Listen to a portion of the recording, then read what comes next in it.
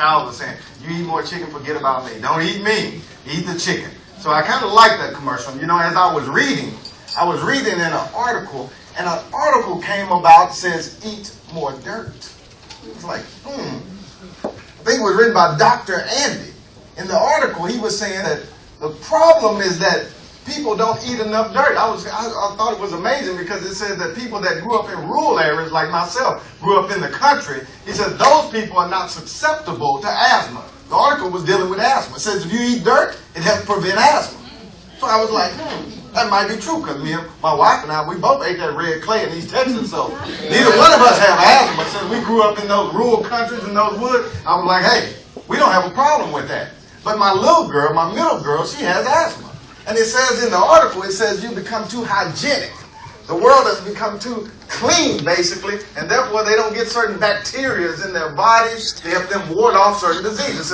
Which kind of made sense, because I was thinking I was around horses, cows, all those type of things. So, we got a lot of germs that just kind of floated in the air, land on you, things like that. So I thought about it, and I said, meet my wife down in East Texas, and I don't know if you ever been to East Texas, but they got that red clay. Now, if you ever walk in red clay in East Texas, you'll know something. Red clay gets on your boots, it gets on your shoes, and it gets caked and packed in there. Matter of fact, it'll make you feel like you're carrying weights on yourself when you start walking in that red clay. I don't know if you ever been to East Texas, but if you ever go down in red dirt country, if it ever gets wet, do not walk in the mud. Because it's going to get all over your shoes, your boots, or whatever you're wearing. It's going to feel like it's another 10 pounds on you. But you know what? This text right here, this text has to do with dirt. Now, you would think that from a casual rendering of the text. But I'm going to tell you, the text has much more than that. It is not really about dirt. It's really not about even cleaning the feet of the disciples. It's even much greater than that. You say, well, how are you going to know that it's much greater than that? Because I'm going to tell you, verse 7 tells you that. Verse 7 tells you that he does this. Why? Why do you not realize now, but you're going to understand hereafter. See, if it was simply about washing feet, you could have understood that right then. But since it's greater than that, it's something much more. It's something greater that we need to then unearth from the text.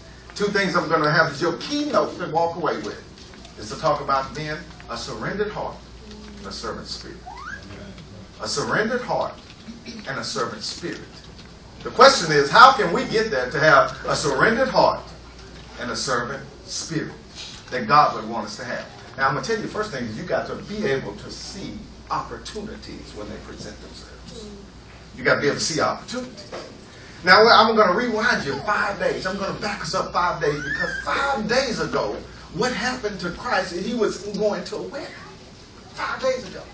Now, you got to understand, what happened here in 13 is actually 24 hours before our Lord and Savior is going to be crucified. Now, I want you to keep that in mind. So this is the week of the Passover. 5 days even before this, he was invited to a wedding. Now, the thing about it, when you go to a wedding, you go into the center of the courtyard of the people that invite you. You're one of the guests. Now, that means anybody could come to your wedding. People can just show up. Now, he goes in the center, and the way they ate at the tables back then is you recline your feet away from the table. You recline your elbow to the table. Feet would be away from the table. We now sit to the table. We sit underneath. Our feet go underneath the table. It was the opposite back then.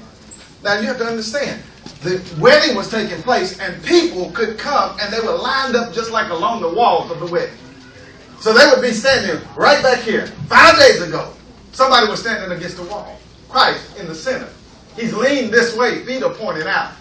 All of a sudden, 5 days ago, sitting there, somebody decides to wash his feet. You guys might remember what happened was she was standing against the wall. What she did was she couldn't wait any longer. She's sitting there holding, I could imagine, a box of alabaster. A jar. It may look like a jar to you, but it was actually in a box. She was holding